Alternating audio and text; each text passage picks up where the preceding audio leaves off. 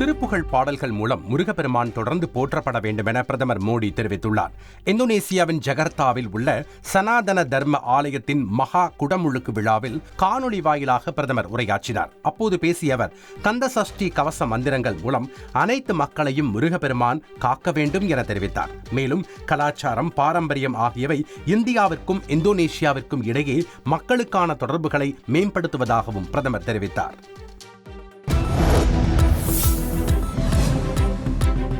மக்கள் மீதான பற்றுதான் உண்மையான நாட்டுப்பற்று என்று முதலமைச்சர் ஸ்டாலின் தெரிவித்தார். திருச்சி மாவட்டம் மணப்பாறையில் பாரத சாரண சாரணியர் இயக்கத்தின் வைர விழாவும் கலைஞர் நூற்றாண்டு விழாவும் கடந்த 28ஆம் தேதியில் இருந்து நடைபெற்று வந்தது. நிறைவு நாள் விழாவில் முதல்வர் ஸ்டாலின் கலந்து கொண்டு உரையாற்றினார். அப்போது இந்தியாவில் 80 லட்சம் மாணவர்கள் சாரணர் இயக்கத்தில் இருப்பதாகவும் அதில் தமிழ்நாட்டில் மட்டும் 12 லட்சம் பேர் இருப்பதாகவும் பெருமிதம் தெரிவித்தார். இளைய தலைமுறைக்கு பல்வேறு திறன்களை வளர்த்தலில் சாரணர் இயக்கம் கவனம் செலுத்துகிறது என்றும் அவர் கூறினார். நாட்டுப்பற்று என்பது நிலத்தின் மீதான பற்று என்பதை கடந்து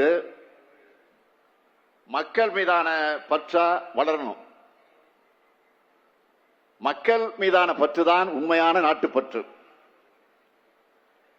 இளைய தலைமுறைய இனிய தலைமுறையா இந்த சாரண இயக்கம் மாற்றுது.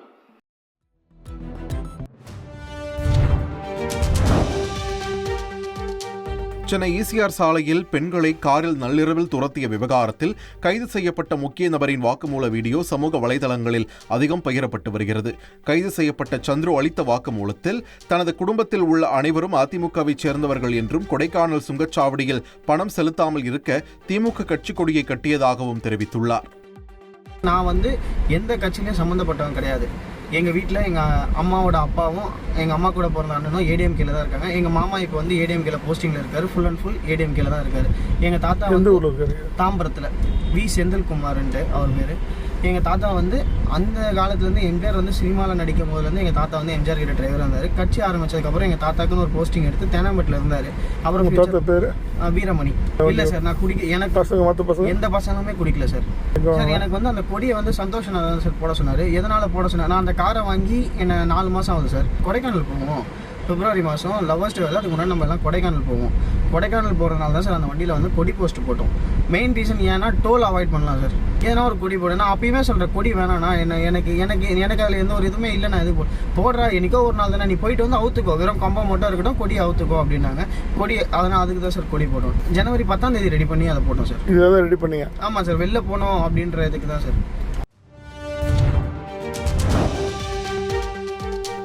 கிழக்கு கடற்கரை சாலையில் பெண்கள் பயணித்த காரை வழிமறித்த வழக்கு குறித்து அறிக்கை வெளியிட்ட எதிர்க்கட்சித் தலைவர் எடப்பாடி பழனிசாமி மன்னிப்பு கேட்பாரா என அமைச்சர் ரகுபதி கேள்வி எழுப்பியுள்ளார். இந்த வழக்கில் கைதான சந்துரு என்பவர் அதிமுக குடும்பத்தை சேர்ந்தவர் என அவரே ஒப்புக்கொள்ளும் வீடியோ வெளியாகியுள்ள நிலையில் திமுக மீது வீண் பழி சுமத்தி அரசியல் செய்ய நினைத்தவர்களின் முகமூடி கிழிந்ததாக அமைச்சர் குறிப்பிட்டார்.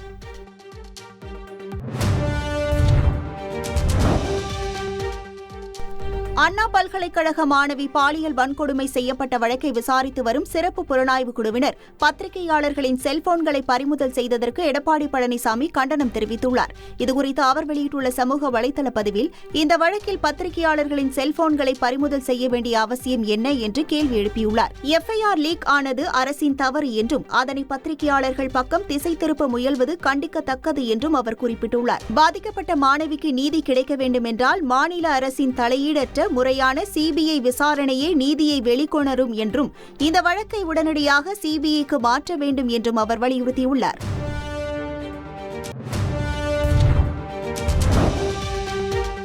தமிழக வெற்றிக் கழகம் கட்சி துவங்கி இன்று 2வது ஆண்டு துவக்க விழாவை ஒட்டி அக்கட்சியின் கொள்கை தலைவர்களின் சிலைகளை கட்சித் தலைவர் விஜய் திறந்து வைத்தார்.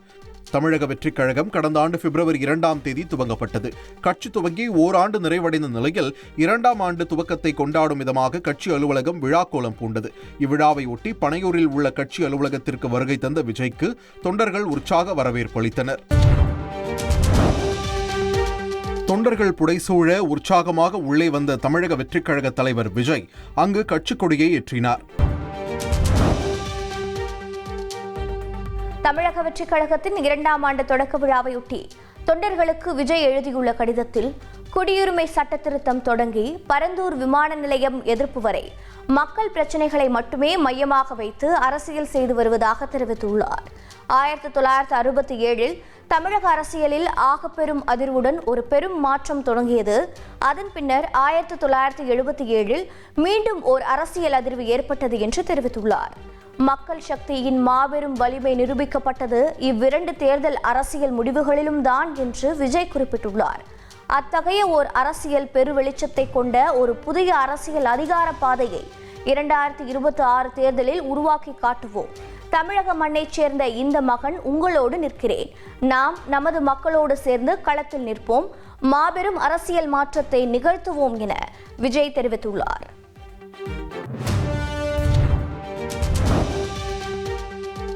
தமிழக வெற்றிக் கழக தலைவர் விஜய் மக்களோடு மக்களாக விசிபிளாக வர வேண்டும் என்று பாஜக மூத்த தலைவர் தமிழிசை சவுந்தரராஜன் கேட்டுக்கொண்டார். சென்னையில் தடய மருத்துவ அறிவியல் தொடர்பான சர்வதேச கருத்தரங்கில் சிறப்பு விருந்தினராக கலந்து கொண்ட பின்னர் செய்தியாளர்களை சந்தித்தார். அப்போது அண்ணா பல்கலைக்கழக விவகாரத்தில் பத்திரிகையாளர்களின் செல்போன்களை பறிமுதல் செய்திருப்பது கண்டிக்கத்தக்கது என்று தமிழிசை சவுந்தரராஜன் தெரிவித்தார். தம்பி விஜய் அவர்கள் ஏற்கனவே அவர்கள் கட்சி ஆரம்பித்து 1 வருடத்தை நிறைவு செய்து 2ஆம் வருடத்தில் காலடி எடுத்து வைக்கிறார்கள் என்று அவங்க இன்னும் கொஞ்சம் மக்களோடு மக்களாக வர வேண்டும் என்பதுதான் எங்களை போன்றவர்களின் கருத்து. இன்விசிபிளாக இருந்ததுலேருந்து விசிபிளாக வரணும். இன்விசிபிள்னா பொலிட்டிக்கலி இன்விசிபிள். நீங்கள் அந்த செல்ஃபோனில் உள்ள சார் யாருன்னு கண்டுபிடிக்காமல் பத்திரிகை சகோதரர்களின் நம்பர் யாருன்னு கண்டுபிடிச்சிக்கிட்டு யாரோட நம்பர் நீங்கள் கண்டுபிடிக்கிறதுக்காக அவங்களோட செல்ஃபோன்களை பறிமுதல் செய்தது மிக மிக வன்மையாக கண்டிக்கத்தக்கது.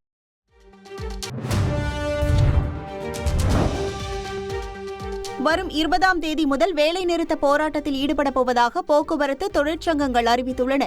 சென்னையில் நடைபெற்ற ஆலோசனைக் கூட்டத்தில் அதிமுக, தேமுதிக உள்ளிட்ட 22 சங்கங்களின் தொழிற்சங்க பிரதிநிதிகள் பங்கேற்றனர். இதில் ஊதிய ஒப்பந்த பேச்சுவார்த்தை அரசு தொடங்கப்படாத நிலையில் வரும் 20ஆம் தேதி முதல் வேலைநிறுத்தத்தில் ஈடுபட முடிவு செய்துள்ளனர். மேலும் தொழிலாளர்களுக்கு கொடுப்பதற்கு போதுமான பணம் இருந்தும் மனம் இல்லாததால் கோரிக்கைகளை ஏற்கும் வரை போராட்டத்தை கைவிடப் போவதில்லை என உறுதிபட தெரிவித்துள்ளனர். சென்னை பெருங்களத்தூர் ஜிஎஸ்டி சாலையில் கடும் வாகன நெரிசல் ஏற்பட்டது. வார விடுமுறை முடிந்து பல்வேறு பகுதிகளில் இருந்து மீண்டும் ஒரே நேரத்தில் சென்னைக்கு திரும்பிய மக்களால் போக்குவரத்து ஸ்தம்பித்தது. இதனால் வண்டலூர் பெருங்களத்தூர் ஜிஎஸ்டி சாலையில் வாகனங்கள் நீண்ட வரிசையில் அணிவகுத்து நின்றன. இதில் ஆம்புலன்ஸ் உள்ளிட்ட அவசர வாகனங்களும் சிக்கி தவித்தன.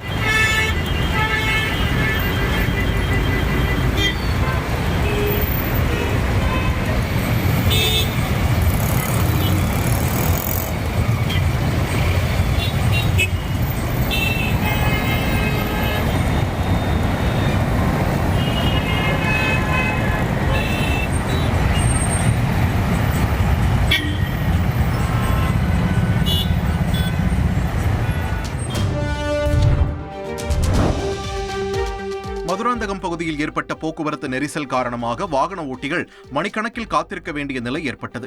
செங்கல்பட்டு மாவட்டம் மதுராந்தகம், திருச்சி, சென்னை தேசிய நெடுஞ்சாலையில் கடும் போக்குவரத்து நெரிசல் ஏற்பட்டது. இதன் காரணமாக சுமார் 3 கிலோமீட்டர் தூரத்திற்கு வாகனங்கள் அணிவகுத்து நின்றன. வார விடுமுறை முடிந்த நிலையில் சென்னை நோக்கி வந்த வாகனங்களால் போக்குவரத்து நெரிசல் ஏற்பட்டதாக மாநகர போக்குவரத்து போலீசார் தெரிவித்துள்ளனர்.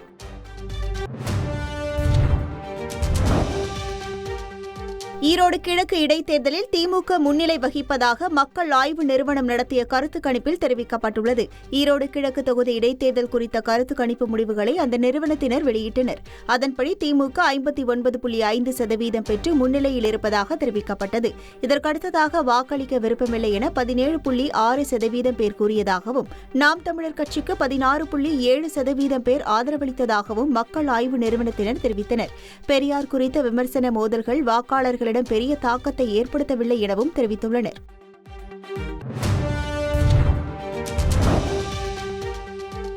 பெரியாரை வைத்துதான் அரசியல் செய்து வருவதாக நாம் தமிழர் கட்சி ஒருங்கிணைப்பாளர் சீமான் தெரிவித்துள்ளார். ஈரோடு கிழக்கு தொகுதியில் இறுதிக்கட்ட வாக்கு சேகரிப்பு தீவிரமாக நடைபெற்று வருகிறது. இந்நிலையில் வேட்பாளர் சீதாலட்சுமிக்கு வாக்கு கேட்டு நாம் தமிழர் கட்சியின் ஒருங்கிணைப்பாளர் சீமான் பிரச்சாரத்தில் ஈடுபட்டார். அப்போது பேசிய அவர் பெரியாரை தான் இழிவுபடுத்தவில்லை என்றும் பெரியாரை வைத்துதான் அரசியல் செய்வதாகவும் தெரிவித்தார். நாங்கள் பெரியாரை எதிர்க்கல, விமர்சிக்கல, இழிவா பேசல. பெரியாரை வைத்து அரசியல் செய்கிறோம். நீங்க 60 ஆண்டுகளா பெரியாரை வச்சு அரசியல் செஞ்சுக்கிட்டு இருந்தீங்க. அதே பெரியாரை வச்சு இப்ப நாங்க அரசியல் செய்யறோம். ஏன் நீங்க பயப்படுற? நீ பெரியாரை பற்றி பேசினாய், நான் பெரியார் பேசினதை பேசுகிறேன். இவ்வளவுதான்.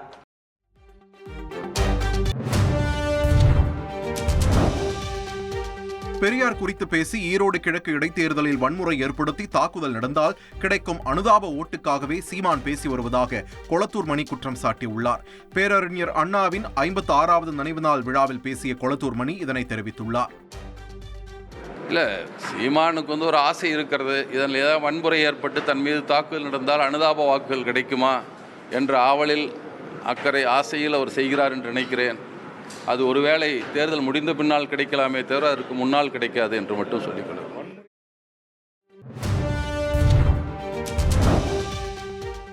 தமிழ்நாடு சீருடை பணியாளர் தேர்வாணையத்தின் முறைகேட்டை வெளிப்படுத்தியதால் தனது உயிரை பறிக்க சதி நடந்ததாக தமிழக பெண் ஏடிஜிபி அதிகாரி புகார் அளித்திருப்பது காவல்துறை வட்டாரத்தில் பரபரப்பை ஏற்படுத்தியுள்ளது. கடந்த 2024ஆம் ஆண்டு தமிழ்நாடு சீருடை பணியாளர் தேர்வாணையத்தின் ஏடிஜிபியாக இருந்தவர் கல்பனா நாயக் தான் அந்த பதவியில் இருந்தபோது தமிழ்நாடு சீருடை பணியாளர் தேர்வாணையத்தின் விதிமுறைகளை முறையாக பின்பற்றாதது தொடர்பாக சுட்டிக்காட்டப்பட்டதாகவும் இதன் காரணமாக தன்னுடைய அறையில் தீ விபத்து நடந்ததாகவும் அவர் தெரிவித்துள்ளார். தன் உயிருக்கு ஆபத்து இருப்பதாக எச்சரிக்கப்பட்ட நிலையில் தமிழக டிஜிபியிடம் தெரிவித்த போதும் இதுவரை விசாரணை இல்லை என்றும் கல்பனா நாயக் குறிப்பிட்டுள்ளார்.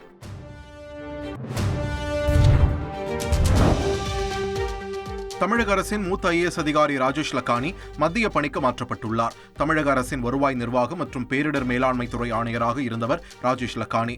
சென்னை மாநகராட்சி ஆணையர், மின்வாரிய தலைவர் உள்ளிட்ட பல்வேறு துறைகளில் முக்கிய பொறுப்புகளில் பணியாற்றிய மூத்த IAS அதிகாரி ராஜேஷ் லக்கானி தற்போது நவோதயா பள்ளிகளின் ஆணையராக நியமனம் செய்யப்பட்டுள்ளார்.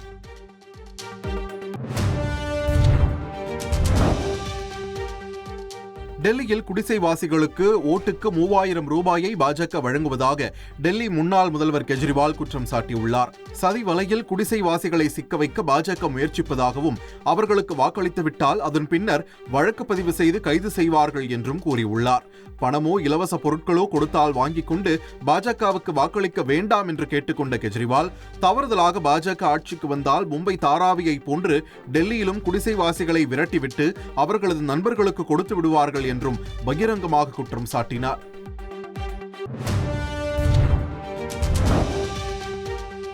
ஜிஎஸ்டியால் குழந்தைகளை பராமரிக்க முடியாமல் பெண்கள் திணறுவதாக காங்கிரஸ் எம்பி பிரியங்கா காந்தி சாடியுள்ளார். டெல்லியில் பிரச்சார கூட்டத்தில் பேசிய அவர் அனைத்திலும் ஜிஎஸ்டி விதிக்கப்படுவதால் குழந்தைகளுக்கு கூட செலவு செய்ய முடியாத நிலை உள்ளதாக சாடினார். மேலும் ஷூ, சீருடை, டூத் பேஸ்ட், டீ, பால் கூட விலை உயர்ந்த பொருட்களாகிவிட்டதாக சுட்டிக்காட்டிய அவர் மக்கள் எவ்வளவு சம்பாதித்தாலும் அவை போதவில்லை எனவும் பெண்கள் மீது மிகப்பெரிய சுமை உள்ளதாகவும் குறிப்பிட்டார். இதோடு வேலையில்லா திண்டாட்டத்தால் பெண்கள் இன்னல்களை சந்திப்பதாக பிரியங்கா காந்தி சாடினார்.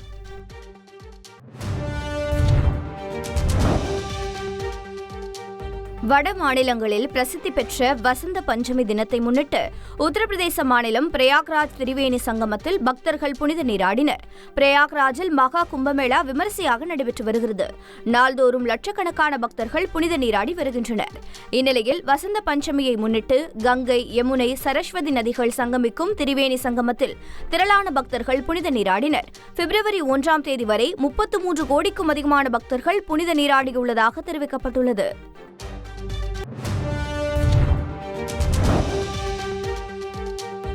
நீரிழிவு நோய் பாதிக்கப்பட்டவர்களின் எண்ணிக்கை மிகுந்த நாடுகளில் உலகின் 2வது இடத்தில் இந்தியா உள்ளதாக திருவனந்தபுரம் அறிவியல் மற்றும் தொழில்துறை ஆராய்ச்சி கவுன்சில் இயக்குநர் ஆனந்த ராமகிருஷ்ணன் தெரிவித்துள்ளார். நெல்லை அண்ணா பல்கலைக்கழக பட்டமளிப்பு விழாவில் பங்கேற்று பேசிய அவர் ஒரு அறையில் 100 பேர் இருந்தால் அதில் 50 விழுக்காட்டினர் இரத்த சோகை உடையவர்களாக உள்ளனர் என்று வேதனை தெரிவித்தார். இதனால் வரும் தலைமுறையினர் நாட்டில் உள்ள பெரும் பிரச்சினையான இரத்த சோகை, நீரிழிவு நோய், இருதய பாதிப்பு உள்ளிட்டவைகளுக்கு தீர்வுகளை கண்டறிய முயற்சி மேற்கொள்ள வேண்டும் என்று ஆனந்த ராமகிருஷ்ணன் வேண்டுகோள் விடுத்தார்.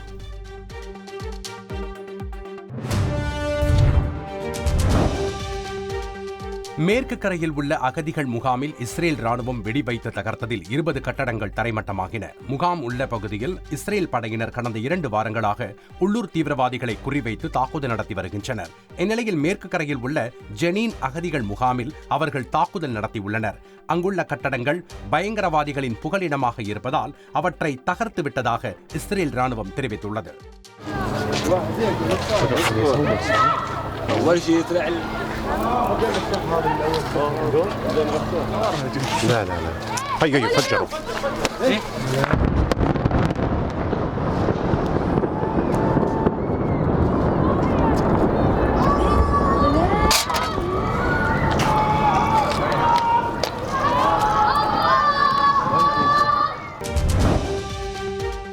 மத்திய அரசு கொண்டு வந்துள்ள வக்பு திருத்த சட்டத்திற்கு எதிராக மிகப்பெரிய அளவில் போராட்டங்கள் நடத்தப்படும் என எஸ்டிபிஐ மாநில தலைவர் நெல்லை முபாரக் தெரிவித்துள்ளார். தஞ்சாவூரில் நடைபெற்ற எஸ்டிபிஐ வக்பு உரிமை மீட்பு மாநாட்டில் அக்கட்சியின் மாநில தலைவர் நெல்லை முபாரக் கலந்து கொண்டார்.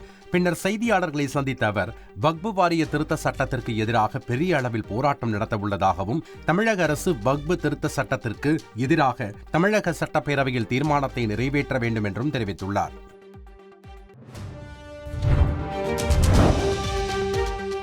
ஸ்பெயினில் கட்டடம் மீது ஒளிர்ந்த டிஜிட்டல் கார்டு வீடியோ காட்சி பார்வையாளர்களை வெகுவாக கவர்ந்தது.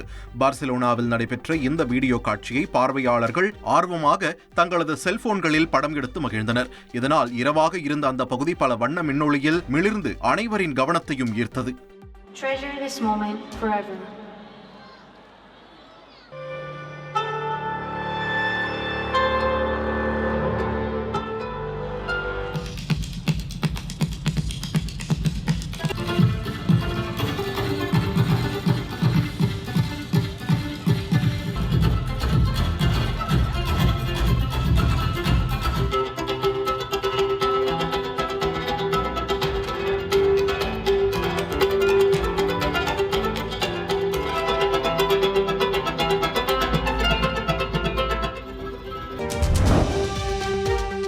வீடற்ற மக்கள் குறித்து கணக்கெடுக்கும் பணியை சென்னை மாநகராட்சி தொடங்கியுள்ளது. தலைநகர் சென்னையில் உள்ள சாலையோரங்கள், சுரங்கப்பாதைகள், பேருந்து நிறுத்தங்கள் உள்ளிட்ட பகுதிகளில் கைவிடப்பட்ட மக்கள் பலர் வசித்து வருகின்றனர். இவர்களை அந்த இடங்களில் இருந்து பாதுகாப்பான மாற்று இடங்களில் தங்க வைக்கும் பணிகளை சென்னை மாநகராட்சி மேற்கொள்கிறது. இதற்காக மாநகராட்சி சார்பில் வீடற்றவர்களுக்கான தங்கும் விடுதிகள் நடத்தப்பட்டு வருகின்றன. இந்நிலையில் அண்மை காலமாக வீடற்ற மக்களின் எண்ணிக்கை அதிகரித்துள்ளது. மாநகராட்சியின் சார்பில் முறையாக கணக்கெடுப்பு நடத்தி மாற்றுத்திறனாளிகள் மற்றும் நோய் தடுப்பு சிகிச்சை தேவைப்படுபவர்களுக்கு மாநகராட்சி தனி வீடற்ற தங்குமிடங்களை அமைக்கும் என்று அதிகாரிகள் தெரிவித்துள்ளனர். மாவட்ட ஆட்சியர் சாருஸ்ரீ இடமாற்றம் செய்யப்பட்டுள்ள நிலையில் புத்தக கண்காட்சியில் அவர் ஆனந்த கண்ணீர் வடித்து பேசியது அனைவரையும் நிகழ்ச்சியில் ஆழ்த்தியது. திருவாரூர் மாவட்டத்தில் நடைபெற்ற புத்தக கண்காட்சியின் நிறைவு நாளில் மாவட்ட ஆட்சியர் சாருஸ்ரீ கலந்து கொண்டார். இந்த நிலையில் ஆட்சியரின் பணியிட மாறுதல் குறித்து 10 வயது மாணவர் தேவதீரன் என்பவர் கவிதை வாசித்தார். இதனைத் தொடர்ந்து பேசிய ஆட்சியர் மகிழ்ச்சியில் கண்ணீர் வடித்தபடியே பேசினார். தன்னுடைய 2 ஆண்டு பதவி காலத்தில் 3 முறை புத்தக கண்காட்சி நடத்தியிருப்பது தனக்கு நிறைவை அளித்திருப்பதாக அவர் தெரிவித்தார். 3வது புத்தக திருவிழா 2 ஆண்டு என்னுடைய பணிக்காலம் இன்றைய தினத்தோட முடியுது. சார் எல்லாம் கொஞ்சம் பேச லைட்டாக கொஞ்சம் எமோஷனல் ஆயிடுச்சு, வேற ஒன்றும் இல்லை. ஸோ 3வது புத்தக திருவிழா 2 ஆண்டு பணிக்காலத்தில் 3 புத்தக திருவிழா நடத்துனது எனக்கு ரொம்ப ஒரு பெருமையான விஷயமாக இருக்கு. ஒவ்வொரு வருஷமும் புத்தக திருவிழாவில் சென்ற ஆண்டு என்ன செய்தோமோ அதற்கு இன்னமும் அடுத்தபடி நம்ம செய்யணும், மக்களுக்கு அது பயன் போய் சேரணும் அப்படிங்கிற ஒரு எண்ணத்தோடு செயல்பட்ட புத்தக திருவிழா.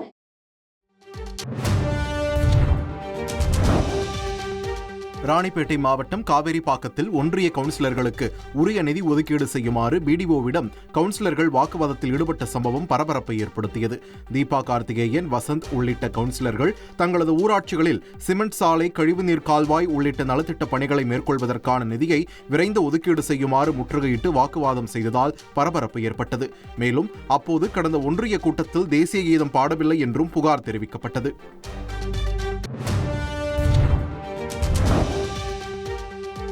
மானாமதுரை அருகே அரசு மேல்நிலைப்பள்ளி ஆசிரியர்கள் அறையில் மலம் கழிக்கப்பட்ட சம்பவம் பெரும் பரபரப்பை ஏற்படுத்தியுள்ளது. சிவகங்கை மாவட்டம் மானாமதுரை அருகே உள்ள பெரிய கோட்டையில் அரசு மேல்நிலைப்பள்ளி செயல்பட்டு வருகிறது. கடந்த ஜனவரி 27ஆம் தேதியன்று பள்ளியின் ஆசிரியர் ஓய்வு அறையில் புத்தகங்கள் சூறையாடப்பட்டு மேசையின் அறை மற்றும் தரை பகுதிகளில் மனித மலம் கழிக்கப்பட்டிருந்தது. பள்ளிக்குள் சமூக இழிவான இச்சம்பவம் நடைபெற்றிருப்பது அப்பகுதியினரிடையே பெரும் அதிர்ச்சியை ஏற்படுத்தியுள்ளது.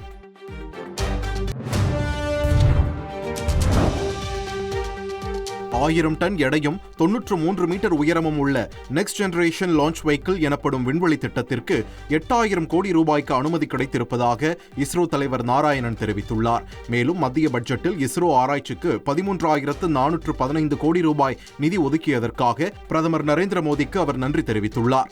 விண்வெளி ஆராய்ச்சி தொடர்பான பல்வேறு திட்டங்களுக்கு அனுமதி கிடைத்திருப்பதாகவும் அவர் கூறியுள்ளார். கன்னியாகுமரி மாவட்டம் மேலக்காட்டு விளையில் அவருக்கு நடந்த பாராட்டு விழாவில் பேசிய அவர் இதனை தெரிவித்தார். மத்திய அரசின் பட்ஜெட்டை கண்டித்து மார்க்சிஸ்ட் கம்யூனிஸ்ட் கட்சியினர் மாநிலம் முழுவதும் கண்டன ஆர்ப்பாட்டத்தில் ஈடுபட உள்ளதாக அறிவித்துள்ளனர். திருச்சி மாவட்டம் மணப்பாறையில் நடைபெற்ற மார்க்சிஸ்ட் கம்யூனிஸ்ட் கட்சியின் நிதி அளிப்பு கூட்டத்தில் அக்கட்சியின் மாநில செயலாளர் சண்முகம் கலந்து கொண்டார். பின்னர் பத்திரிகையாளர்களை சந்தித்த அவர் மத்திய பட்ஜெட்டில் தமிழகம், கேரளா உள்ளிட்ட எதிர்க்கட்சிகள் ஆட்சி செய்யும் மாநிலங்கள் தொடர்ந்து புறக்கணிக்கப்படுவதாக குற்றம் சாட்டினார். மேலும் பட்ஜெட்டை கண்டித்து வரும் 4ஆம் தேதி தமிழகம் முழுவதும் மாவட்டம், நகரம் உள்ளிட்ட பகுதிகளில் கண்டன ஆர்ப்பாட்டத்தில் ஈடுபட உள்ளதாகவும் அறிவித்துள்ளார். குறிப்பாக தமிழ்நாட்டை பொறுத்த வரைக்கும் மதுரை எய்ம்ஸ் மருத்துவமனை, சென்னையிலே மெட்ரோ 2 திட்டம் போன்றவற்றுக்கெல்லாம் நிதி ஒதுக்கீடு செய்ய வேண்டும் என்று மாண்புமிகு முதலமைச்சர் அவர்கள் தொடர்ந்து வற்புறுத்தி வந்திருக்கிறார். மார்க்சிஸ்ட் கம்யூனிஸ்ட் கட்சி எங்களுடைய பாராளுமன்ற உறுப்பினர் அவர்களும் தொடர்ந்து வற்புறுத்தியதற்கு பிறகும் ₹1 கூட ஒதுக்காமல் இந்த நிதிநிலை அறிக்கை இருப்பது என்பது உண்மையான கண்டனத்துக்குரியது. அதே மாதிரி வேலையின்மையை போக்குவதற்கான எந்த விதமான புதிய வேலைவாய்ப்பு உருவாக்கக்கூடிய எந்த திட்டங்களுமே இந்த நிதிநிலை அறிக்கையில் இல்லை.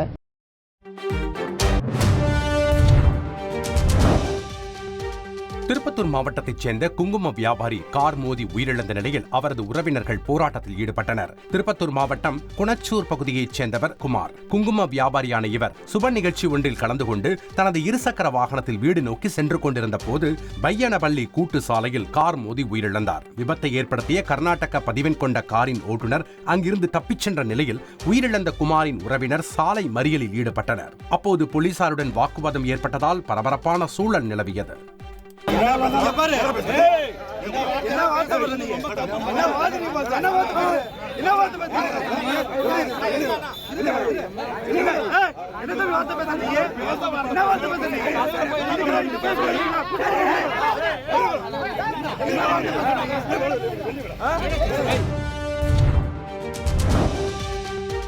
ஜோலார்பேட்டையில் ஓடும் ரயிலில் ஏற முயன்று ரயிலுக்கும் நடைமேடைக்கும் இடையே சிக்கிக்கொண்ட வடமாநில நபரை ரயில்வே போலீசார் காப்பாற்றினர். திருப்பத்தூர் மாவட்டம் ஜோலார்பேட்டை ரயில்வே சந்திப்பில் சங்கமித்ரா எக்ஸ்பிரஸ் ரயிலில் ஏற முயன்ற மேற்கு வங்காள மாநிலத்தைச் சேர்ந்த உப்லவ் மேத்தா என்பவர் நடைமேடைக்கும் ரயிலுக்கும் இடையில் சிக்கிக் கொண்டார். இதை கவனித்த ரயில்வே தலைமை காவலர் செல்வகுமார் துரிதமாக செயல்பட்டதை அடுத்து அந்நபர் சிறு காயங்களுடன் மீட்கப்பட்டார்.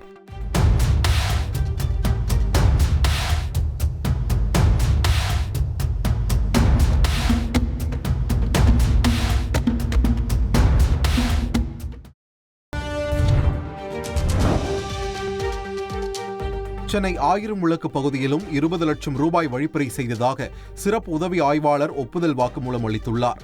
திருவல்லிக்கேணி பகுதியில் முகமது கவுஸ் என்பவரிடம் வழிப்பறியில் ஈடுபட்ட வருமான வரித்துறை அதிகாரிகள் தாமோதரன், பிரதீப், பிரபு மற்றும் உதவி ஆய்வாளர் ராஜா சிங் ஆகியோர் சிறையில் அடைக்கப்பட்டனர். இந்த வழக்கில் சிறப்பு உதவி ஆய்வாளர் சன்னி லாய்டை கைது செய்து நடத்திய விசாரணையில் வழிப்பறி செய்ததை ஒப்புக்கொண்டுள்ளார். இந்த வழக்கிலும் சன்னி லாய்டு உள்ளிட்ட சிறையில் இருக்கும் 5 பேரை கைது செய்ய போலீசார் திட்டமிட்டுள்ளனர். வழக்கில் தொடர்புடைய வணிக வரித்துறை அதிகாரிகள் சதீஷ், சுரேஷை தேடி வருகின்றனர்.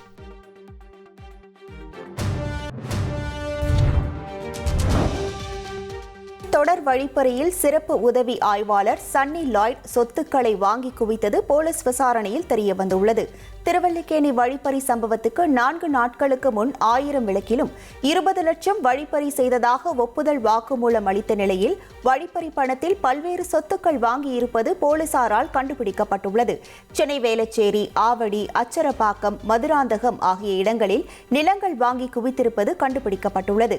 சொந்த ஊரான கன்னியாகுமரியில் 11 சென்ட் இடம் வாங்கி 3 அடுக்குமாடி வீடு 2000 சதுர அடியில் கட்டியதும், ஆவடியில் 2 மாடி வீடு கட்டியதும் கண்டுபிடிக்கப்பட்டுள்ளது. ஐஸ் ஹவுஸ் மற்றும் ஆவடியில் நவீன உடற்பயிற்சி கூடம் சொந்தமாக வைத்திருப்பதும், கிழக்கு கடற்கரை சாலையில் சமீபத்தில் ஒரு ரிசார்ட்டை விலைக்கு வாங்கியிருப்பதும் தெரியவந்துள்ளது. கன்னியாகுமரி அழைத்து சென்று அவரது வீட்டை சோதனை செய்தபோது பல லட்சம் மதிப்பிலான சொத்து ஆவணங்கள் பறிமுதல் செய்யப்பட்டுள்ளன. மொத்தமாக 15க்கும் மேற்பட்ட வழிப்பறி சம்பவங்களில் சன்னி லாய்டு ஈடுபட்டதை கண்டறிந்துள்ள அதிகாரிகள் சொத்துக்களை முடக்கும் பணியில் ஈடுபடப் போவதாக தெரிவித்துள்ளனர். மதுரை அழகர் கோவிலில் உள்ள பழமுதிர்ச்சோலை முருகன் கோவிலில் தைப்பூச விழா கொடியேற்றத்துடன் தொடங்கியது. இதில் அரோகரா கோஷத்துடன் பக்தர்கள் சுவாமி தரிசனம் செய்தனர். இதனைத் தொடர்ந்து 4ஆம் தேதி முதல் 9ஆம் தேதி வரை பல்வேறு வாகனங்களில் மூலவர் உள்ளிட்டோர் பவனி வர உள்ளனர். மேலும் 10ஆம் தேதி தங்க தேரோட்டம் நடைபெறும். மறுநாள் சிறப்பு அபிஷேகங்கள் நடைபெற உள்ளன.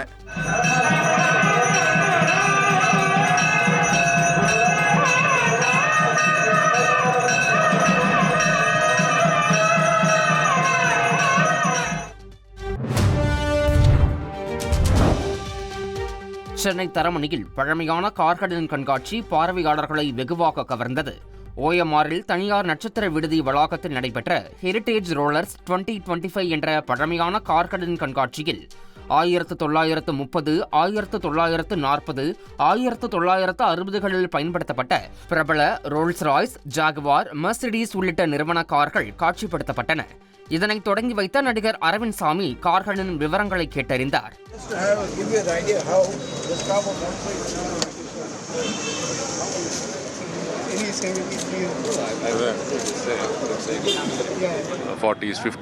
ஃபிஃப்டிஸ்ல திங்க் ஒரு ஃபர்ஸ்ட் டாக்ஸி அப்படின்ற ஒரு தமிழ்நாட்டில் வந்த ஒரு கார் அங்கே இருக்குது. அதில் பண்டிட் நேருஜியும் காமராஜ் ஐயாவும் அதில் போயிருக்காங்க, அது யூஸ் பண்ணியிருக்காங்க.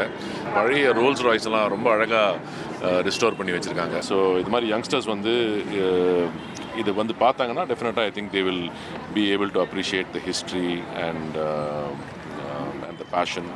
Hopefully they also take it up as a hobby. தொடர்ந்து விதவிதமான வரலாற்று சிறப்புமிக்க கார்களை பொதுமக்கள் வியப்புடன் பார்த்து ரசித்தனர்.